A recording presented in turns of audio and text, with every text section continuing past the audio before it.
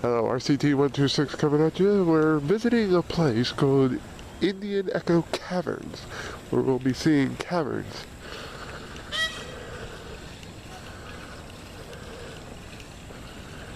Right now we're outside areas. We'll be checking out the caverns shortly.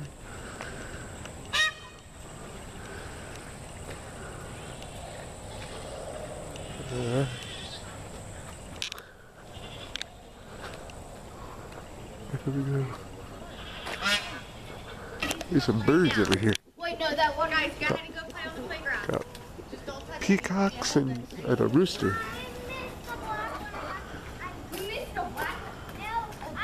There's a white peacock. I've never seen a white peacock before.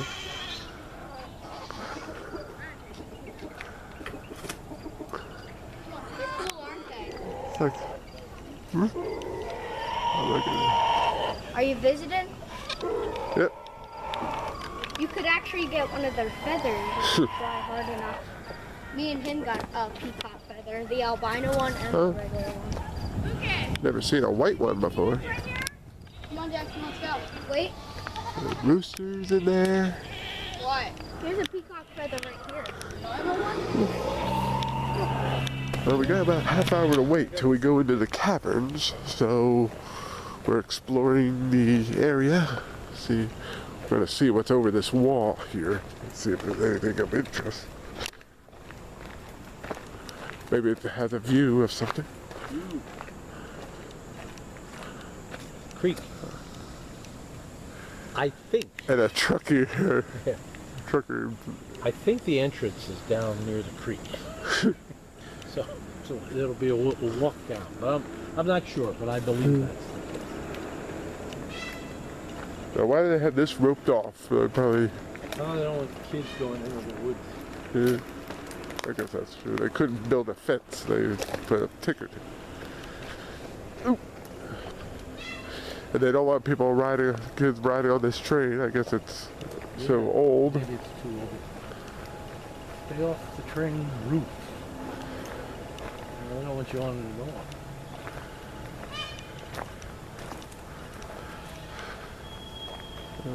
Play area for kids, except for parts they don't want you to touch.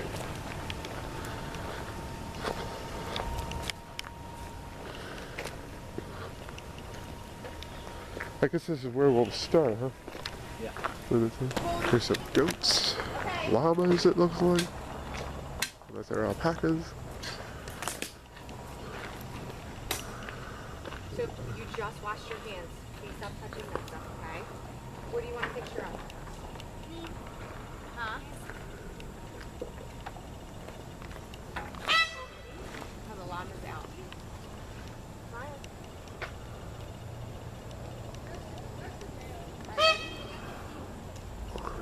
I love the llama. Yeah, little baby goat.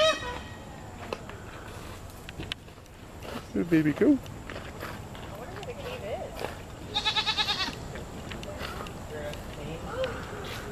is. I don't have any food if that's what you wanted. Yeah?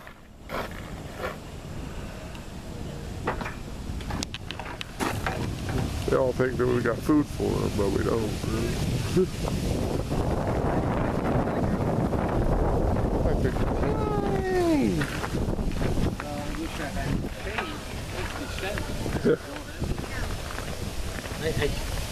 I don't know. I don't have any change. Sorry. We can pet them. Are you? Hey, Mr. Goat. And llamas, Yeah. unless they're alpacas. Alpaca or llama? Probably alpaca. This side of that side, right? Well, there's a name. Kiwi, Bernie, Annie, Butterscotch, and Oreo. But they're all goats, I guess. They're strange looking animals. They get along with the goats, I guess.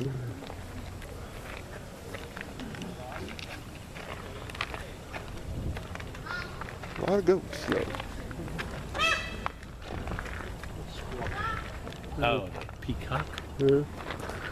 These are just more goats. Or are they mini cows?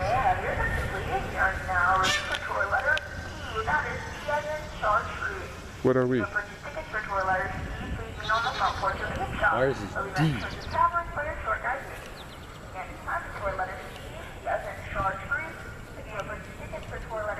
More goats.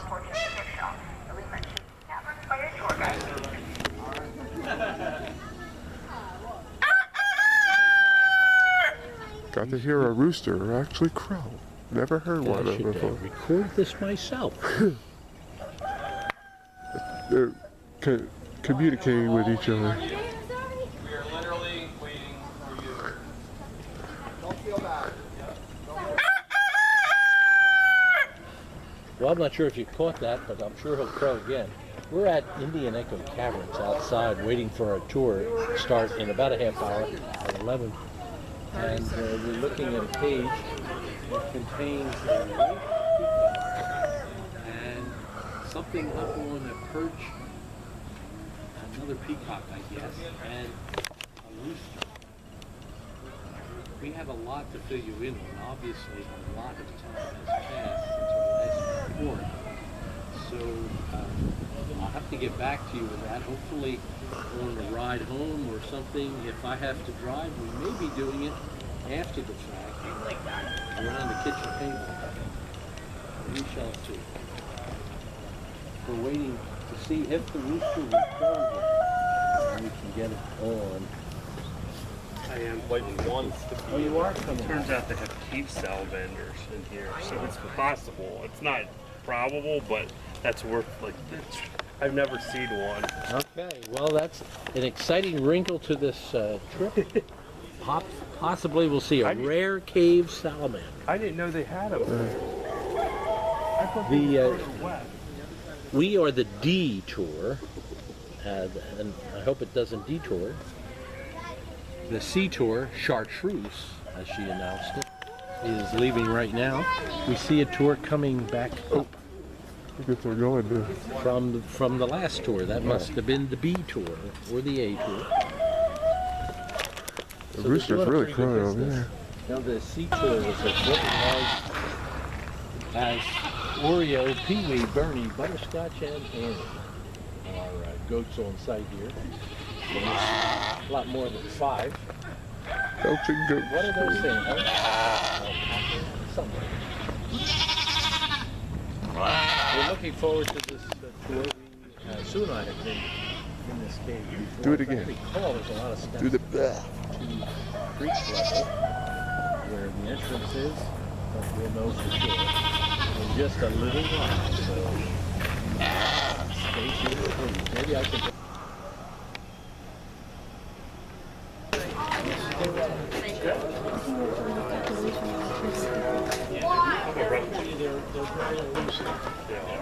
You could see them on the That's all right.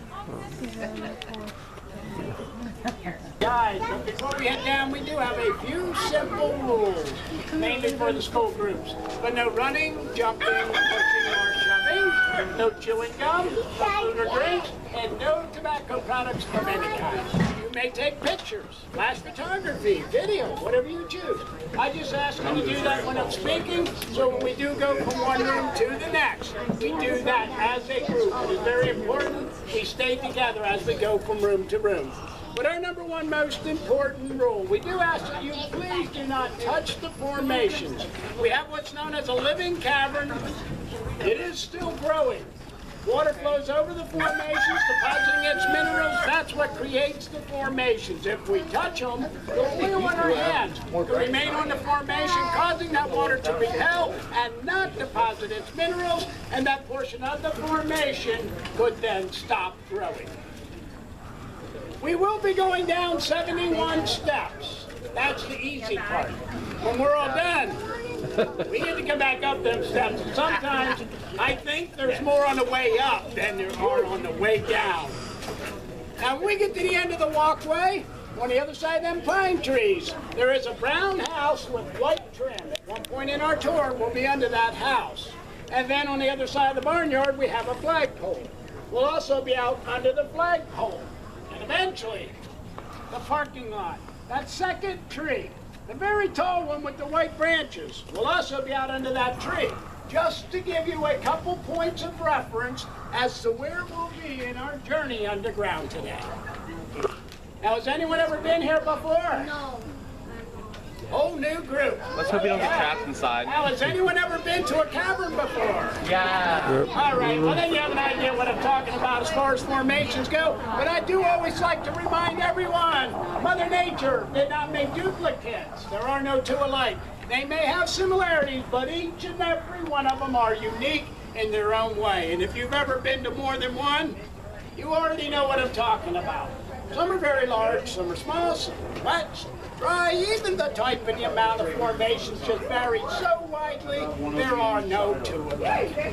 So if you'll follow me, very carefully watch your step. We will head down to the cavern. The trees, and then on the other side of the barnyard, there's a flagpole. You'll get a lot better view of it. And then once you get past this light pole, look back to the parking lot, that tree with the white branches. It keeps getting farther and farther away. Yesterday I came down to the steps. They're nice, even, comfortable steps. There just happens to be a lot of them. Make sure you give me some space there. There's the steps right down there. That continues. Sometimes there's turkey out here.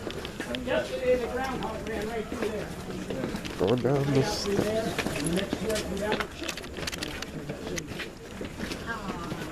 Since we got a lot of steps, I'm not going to film all of it, so just to give you a gist of it. That must be the entrance. That must be the entrance. A couple nesting clips of holes, and they fish through the creek. Every once in a while you'll see big cranes stand out there. It's Watara Creek. That flows about 6 miles south from here and empties into the Susquehanna River. About 3 miles north of the world-famous 3 Mile Island. 3 Mile Island is a nuclear power plant site of the worst nuclear accident in the history of the United States. About 9 miles that direction. It's also where I grew up, 3 miles north of 3 Mile Island. I was here in 1979 for the accident, and I don't glow. I don't need batteries for my flashlight, but you'll see when we go in here, I don't glow in the dark. But the Susquehanna River is the largest river in the state of Pennsylvania. It gets its name from the Susquehannock Indians, or the Native American tribe known as the Susquehannocks. They actually had an encampment or village they lived in directly across the creek from here. We know this from the archaeological digs and artifacts that were found. There were artifacts found here on the property, although none of them were in the artifacts found on the property. So it would have been almost impossible for them to have missed the caverns. We're just not certain how much they used them. We do think they may have used them for storage, possibly for food, because it is a constant 52 degrees all year round. It don't matter if it's 102 in there. It's a very comfortable 52. After being in there for 45 minutes, you're not going to want to come back out here in this humidity. But the caverns were first opened for tours in the 1920s. The original owner of the caverns was a civil engineer. And obviously, he knew what he was doing. He leveled this all off real nice here and all throughout the caverns, so we would have a smooth surface to walk on. Owned. Some other states, they're actually owned by the state or the Department of Natural Resources. I like to say in Pennsylvania, they're privately owned, state inspected, and federally protected. The state does come in on a regular basis and do inspections for safety. The federal government passed laws in the 1940s to protect caverns, so we would have them for future generations. Now, if you'll follow me, we'll go through the door on the right. There is a step at the door, so very carefully watch your step. And then there's a gate. I will collect your tickets at the gate. We'll go down 3 more steps, and I'll ask you to wait there while I make that phone call to the gift shop. Just let them know how many people I have so they know how many I'm supposed to be bringing back with me. And don't worry, I haven't looked. We're now about to enter the caverns. Indian Echo Caverns. I'll try to film what I can. Hopefully there'll be good lighting. X coordinate, Y coordinate, Z coordinate. Ram them. And then you mine them. Please do not go any farther than that, okay? Thank you. Here, shine light.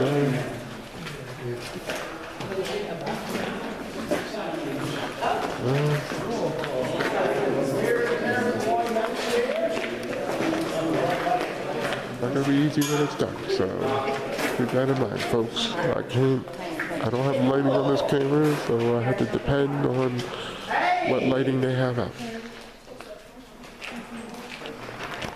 You will hear me mention the many names of the many rooms that we will be in throughout our tour today. You will also see the many colors, the many natural colors of the formations. But there are 3 colors we will encounter that are not natural. One, if you look there on the wall, is green.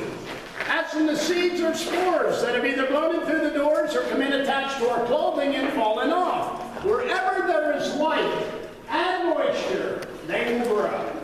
And the second, if you look by the fire pit, is black. That's from the soot from the early explorers with their campfires, lanterns, torches, and such. And the third, if you look back toward the entrance, is graffiti.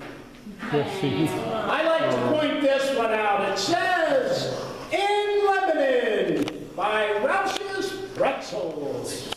Now, Lebanon's a community on the other side of Hershey, and I am certain no one here's ever had any of Roush's Pretzels because they've been out of business for over 100 years. And if this is how they advertised on the inside of cave walls, well, it's no wonder they're out of business. Hear me say that in your sleep tonight.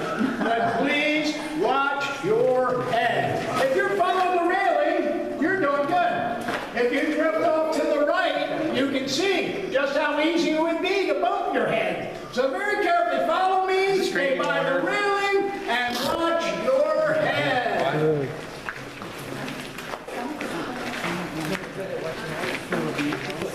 Down over the floor, or when it flows down over the wall, and it deposits its minerals, it creates flowstone. I will talk more about that in the next room. But here on the other side of the railing, we have more flowstone. And of course, they used to go out across the floor. It was broken out and gravel put down so that we comfortably could walk through here. Looks like Minecraft.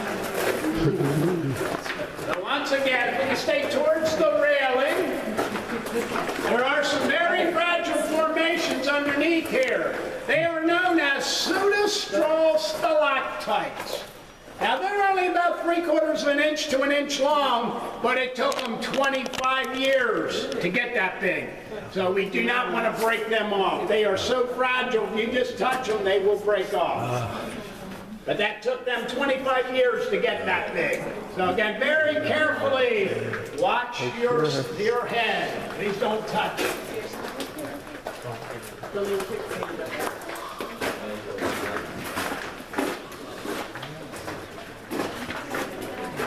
Don't tell me it's like the miners in that one package you read in English. Existentialism sucks.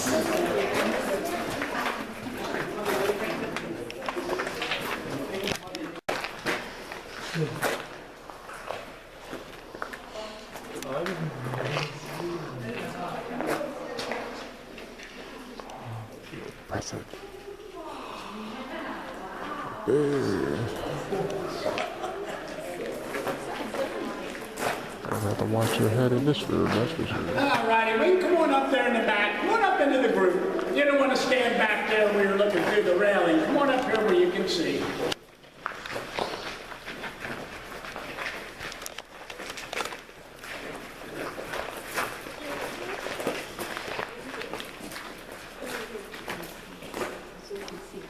This is the Indian Ballroom. It is the largest room in the caverns. It's approximately 110 feet wide and 40 Video doesn't show justice to what I see.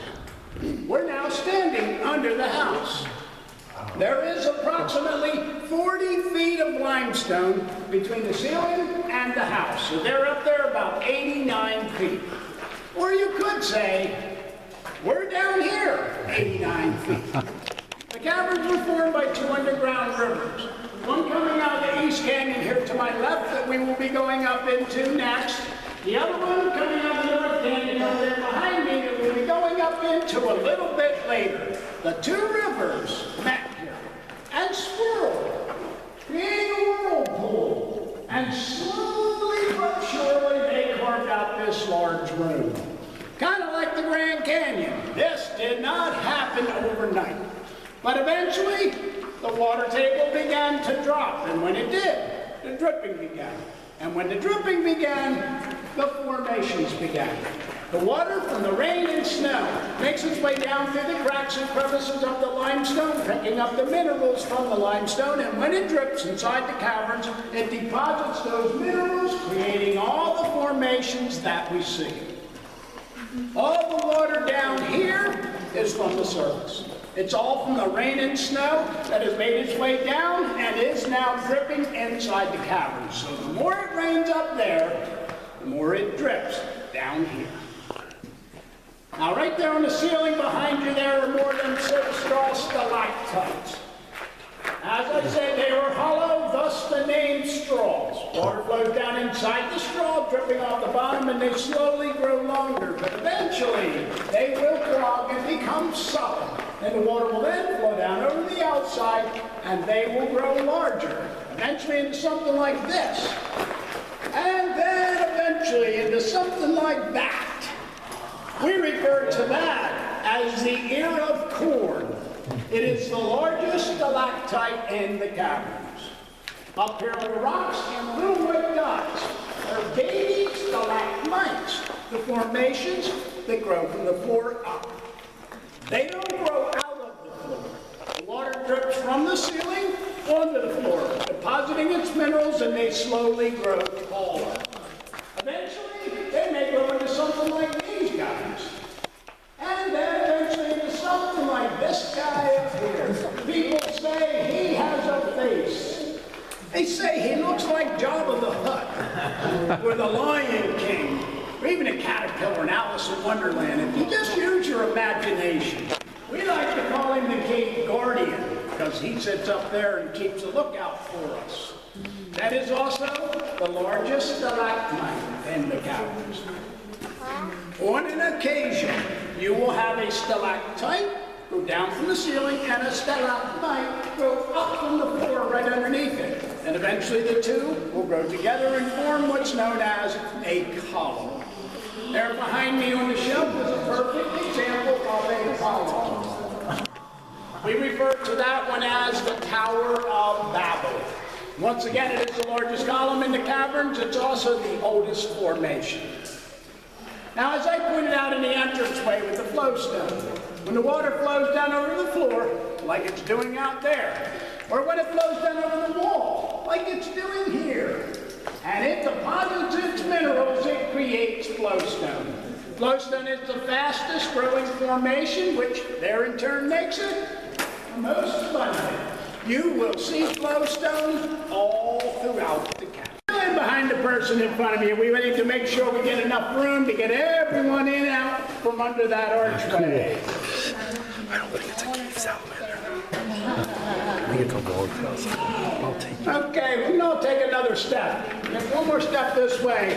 There we go. We get everyone in the back. You want to be on this side of the archway or you're not going to get a chance to see what I'm pointing out. That's good.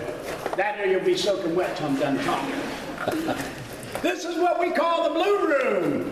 It is made from the natural blue color of the limestone. If you'll notice, there are no formations. This is the driest room in the caverns, and as I mentioned out in the Indian ballroom, the water makes its way through the cracks and crevices, picking up the minerals, dripping inside, depositing the minerals, creating formations. No water, no minerals, no formations. Did anyone happen to get dripped on? Yeah. Well, it's not a bad thing because down here we have a saying, if water drips on your head, you get 1 year of good luck. And if it drips on your nose, you get 5 years of good luck. And if it drips on you anywhere else, you get wet. But it has to happen naturally. If you're walking through the caverns and it drips on your head, that's good luck. If you stand under the formation trying to get dripped on, you're just getting wet. To the wall, leaving her impression. And when she did, she dropped her book. Well, then the mummy jumped up and ran out of the caverns. Well, the giant, he was scared too. He ran, but he didn't duck low enough, and he hit his head right here. Well, when he hit his head, he fell on his back, and when he landed on his back, he began to kick his feet, and he left a giant footprint right up here on the ceiling. Well, then he jumped up and ran out of the caverns. Now, the two of them met outside, but they still could not figure out what made that noise. And they knew the only way to find out would be to come back into the caverns and meet with the wizard. The wizard lives right up here. There's his face and his long white beard.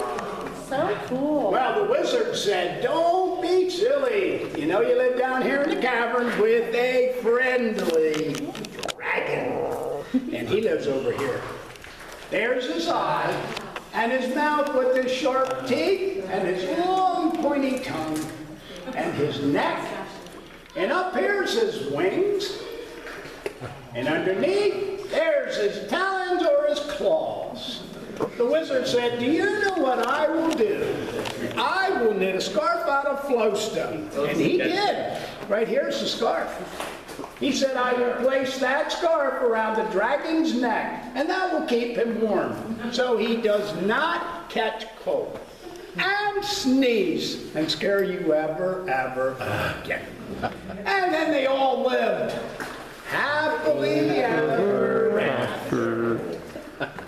Now this next room we call the dead end room. When you see it, you'll understand why we call it that. But we are going to experience total darkness. This is really neat. You're going to like this.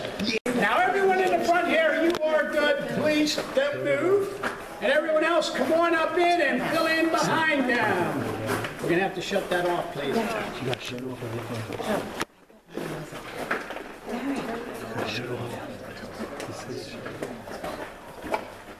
All right, we can take and fill in the gap here and move up a little more. We got to make sure we get room for everyone in the back to get in around that corner there.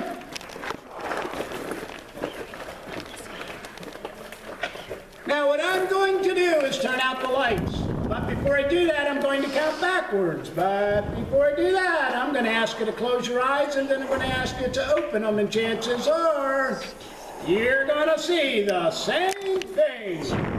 Please make sure that stays off, okay? Okay.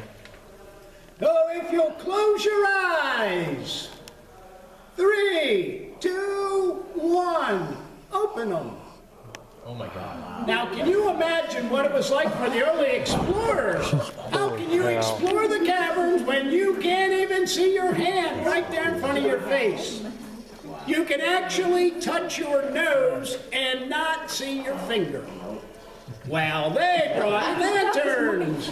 Could you imagine going on tour with one of them? Well, thanks to modern flashlights and the hundreds of lights that they installed so that we could see and enjoy the beauty of the caverns. In the 1920s, there was another entrance.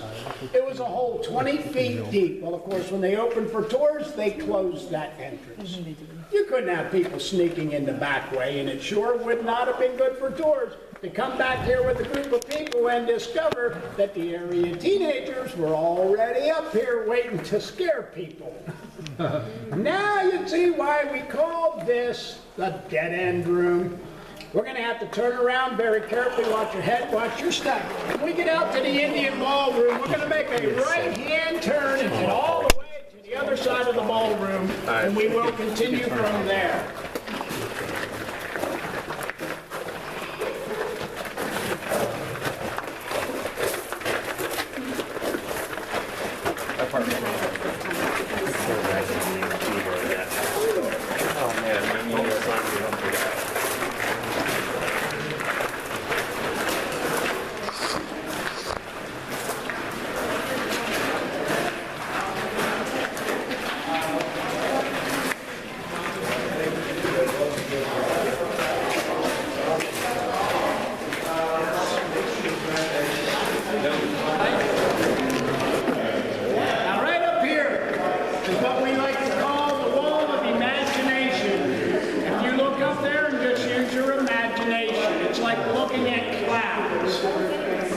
We even have our very own New York City, right there on the ceiling, upside down.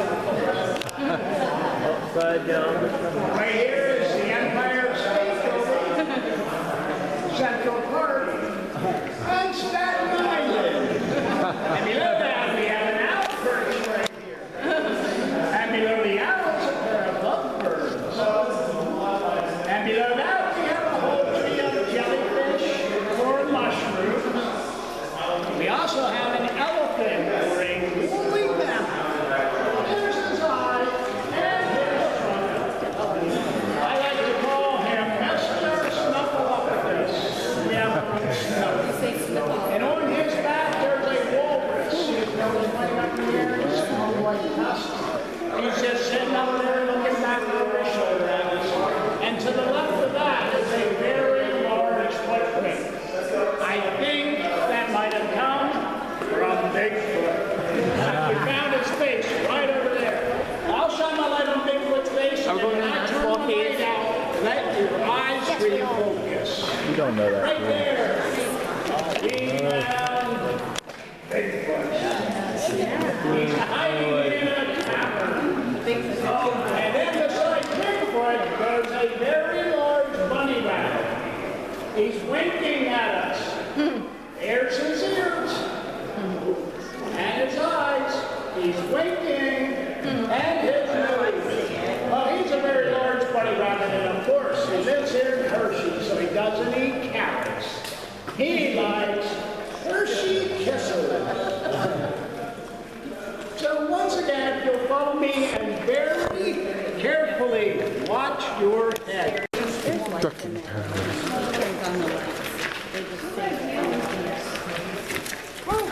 Oh, shoot. Careful though. Sorry. The Lakes Kangaroo, also the tallest, 79 feet high. We are now standing under the flagpole. That green I pointed out in the entrance, if you look around the lights, you'll see a lot more of that, of course, because there is a lot more light and a lot more moisture. But now that you've had the chance to experience total darkness, now you understand why green is not natural to the caverns. Had we not installed these lights, nothing would grow in total darkness. When the early explorers first came in this room, that path we walked in on, that ended right there at the corner. All of this, all the way to the floor, had to be broken out. The early explorers went through the passage up above and then climbed down a rope. Well, in 1919, there were 3 area teenagers from neighboring Hummelstown. They went through that passage, climbed down the rope, and on the way down, right there on the shelf, they found a box. 4-inch by 4-inch square wooden box. In that box was 17 coins from all over the world. The oldest was dated 1288 from Morocco. The newest or latest was dated 1915. There were a couple pieces of jewelry, a couple of gemstones, a small vial filled with mercury, and another little wooden box about the size of an egg. In that box was a formula. It told them how to make diamonds. But of course it didn't work. But the boys kept the box and all its contents together for the next 50 years. They passed it back and forth. Eventually, 2 of the boys passed away. Co-survivor, still having the box, realizing he was getting up in age, he decided to come back and he brought that box with him. He met with the present owner and explained to him in great detail the whole story, even where, when, and how they found it, and offered to donate that box back to the caverns, provided they did not sell or separate any of the contents. Well, of course, they were more than glad to do that. So they now have the box. It's up there in the gift shop. You may have noticed it. Right when you came through the double doors in the parking lot, just as soon as you step into the gift shop, directly to your left, it is on display. It's in a glass case. There's a sign on top. It's known as the mystery box, because we don't know who put it here, when they put it here, or even why they put it here. Thus, the mystery. Now we're going to go up the canyon a little bit further. You'll see a body of water we call Crystal Lake. We call it that because it is crystal clear. We will be going up 4 steps, so very carefully watch your step at the top of the steps on the right.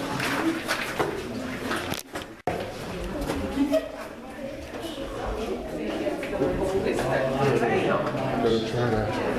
Look at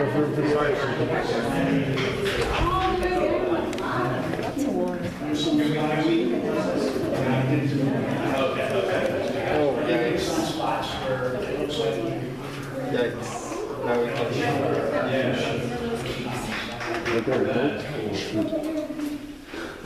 Okay, we gotta make sure we move up so we can get everyone in the back. Yes, you make sure everyone in the back has room to get on the bridge, because if they are not out here on the bridge, they may not get a chance to see. So let's make sure we give them some room. Can you touch wood? Well, you can wood it. Just don't touch it before they should. We'll find one safe here, so. All right. Make sure we move up there in the middle so everyone in the back has some room. Keep moving. Well, we can only go as far as the people in front of us can go. All right, come on out on the bridge. We will be turning around from this point, so we do need to make sure everyone is out here where they can see.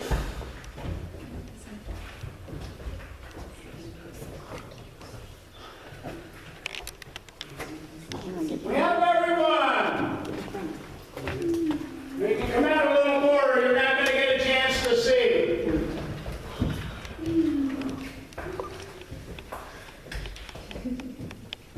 This is the wedding room, or wedding chapel. There have been weddings performed in here in the past. They still do weddings in the caverns, but more often than not, they take place out there in the Indian ballroom. Up here, we call this the Alpine Honeymoon Ski Slope. Look how it sparkles and glistens like snowflakes in the bright sunshine. To the right of that is the pipe organ. And to the right of that's the other end of the passage. That's where they came out at. Now you can look at this room and understand why they went through the effort to build that tunnel so they could bring tour groups back here to see this.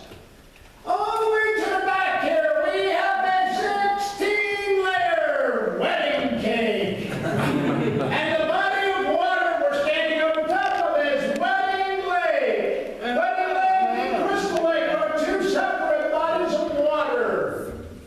We are now standing approximately 120 feet below that tree in the parking lot. We're out in front of the gift shop. Now this is the end of the North Canyon. There is a small opening. It doesn't go anywhere. It doesn't open into a room or anything. And it starts off about 2 feet in diameter. So we're not crawling up inside.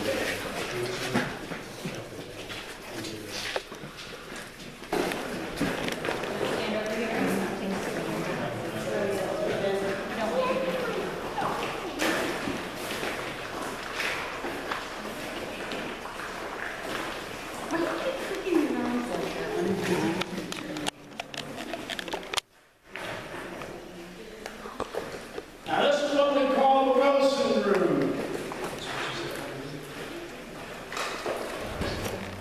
We call this the Wilson room. It gets its name from a gentleman by the name of William Wilson. William Amos Wilson. He was also known as the Pennsylvania Hermit.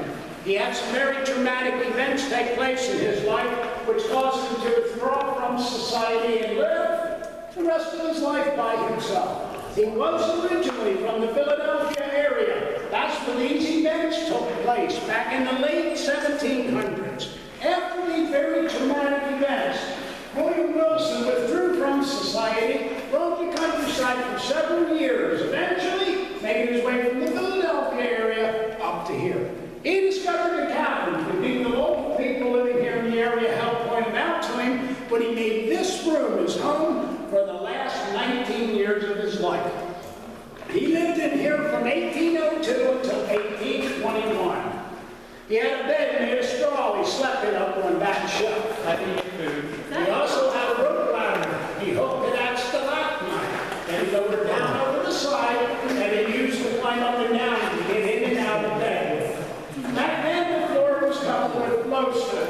that used to come out across here, and of course it would have been wet. That, and being so close to the entrance in fear of an animal, or possibly another person coming in while he was asleep. He chose to sleep up there, that way he was safe and he was dry. He built fires. You can see the soot. He did not build large fires. It would have been impossible to heat a room this size. That way he would have just smoked himself out. He only built fires large enough to cook on. But he did this for 19 years. And you can see 19 years with the soot built up. Everyone enjoyed your tour. We're going to head over into what room? Exit room. I want to be in the back in case there's salvage.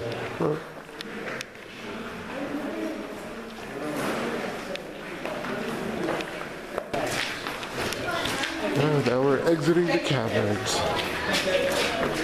Oh, that was very interesting.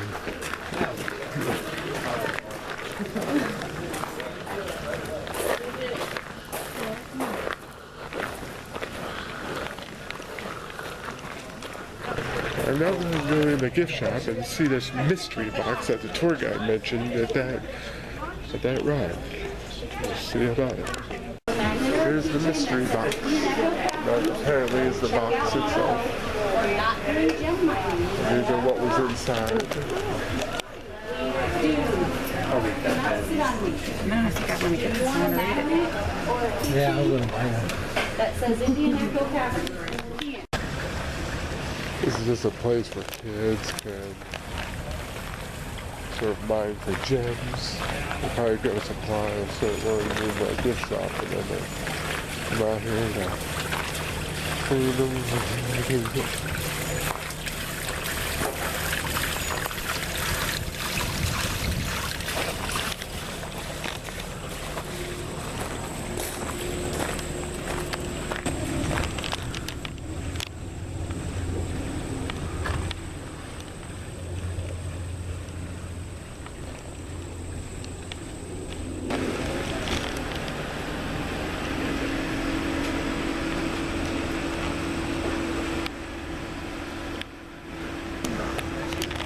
A whole big turkey.